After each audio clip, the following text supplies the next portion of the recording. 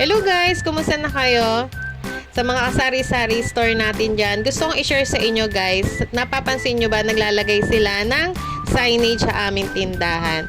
Before guys, nung nagsisimula ako, gusto kong i-share sa inyo na naghahanap ako ng supplier na magbibigay sa amin ng free signage kasi naiinggit ako dun sa mga tindahan na ang gaganda ng kanilang mga decor na libre lang galing sa mga supplier nila.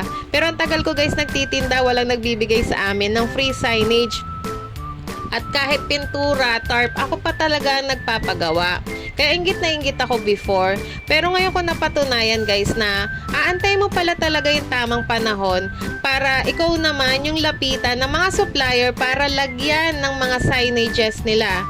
At hindi lang basta maglalagay guys ha.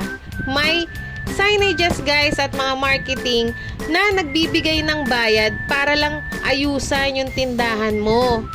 Kaya guys, sa mga nagsisimula, huwag tayong gigil na gigil paghahanap ng free signages hanggang sa may mga times na nababalitaan ko na loloko sila kasi yun yung mga ibinibigay ng ibang scammer na freebie, sasabihin, lalagyan ako ng signage, ganito, bumili ka ng ganitong product, pero in the end guys, wala pala talaga.